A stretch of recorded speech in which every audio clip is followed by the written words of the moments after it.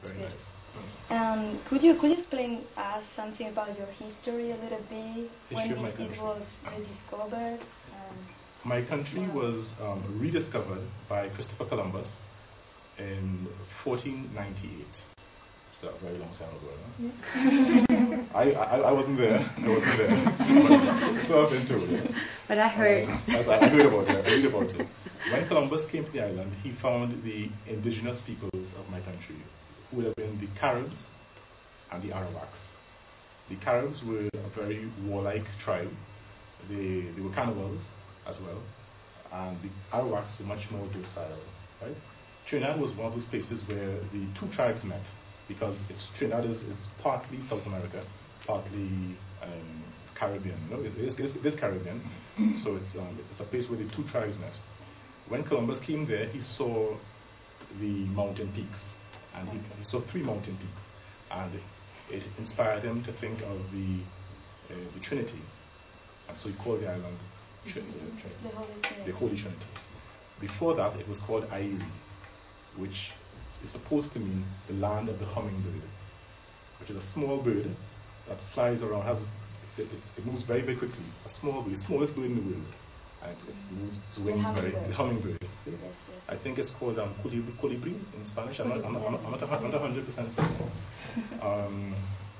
So later on, Columbus, the Spaniards enslaved the innocent indigenous peoples, and afterwards they brought African slaves to the Caribbean. Trinidad never had any gold, and the Spaniards were primarily interested in gold. So Trinidad remained largely unpopulated for a very long time, a very small Spanish population.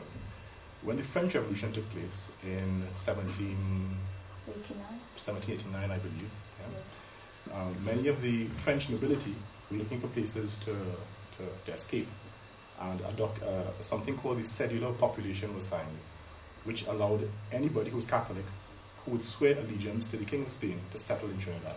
So Trinidad was a Spanish island with a French population.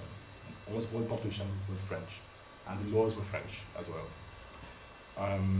When slavery ended, a little bit more, towards the end of the 1700s, Trinidad passed hands from the Spaniards to the English.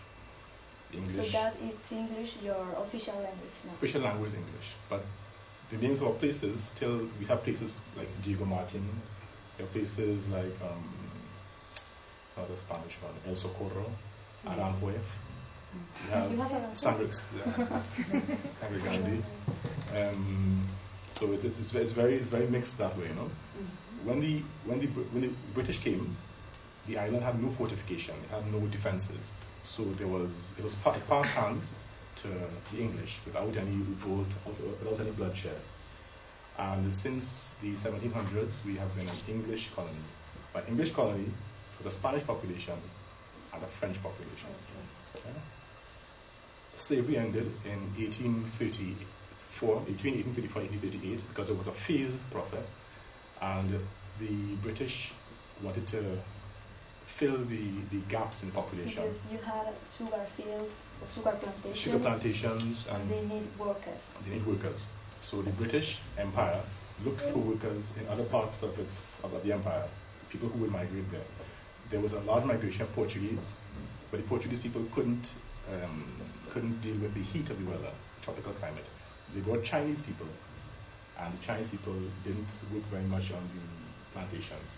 Eventually, they brought the Indian people from East India, and this is why today most of my country is East Indian.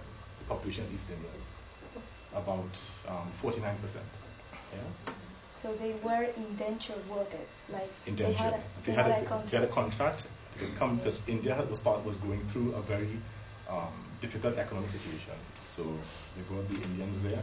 I think the last boatload of Indians came in the 1920s.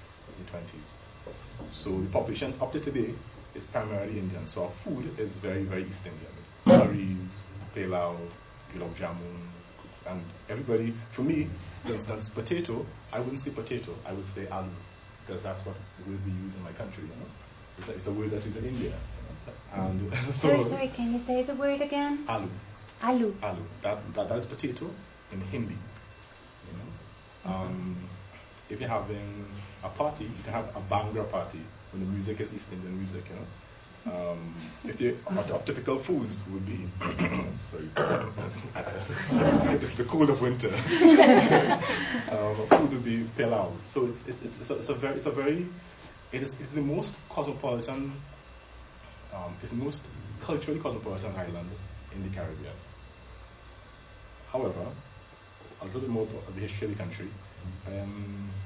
After the World Wars, when many Venezuelans came to work on the cocoa and coffee plantations, by the 50s, it was discovered that Trinidad had oil.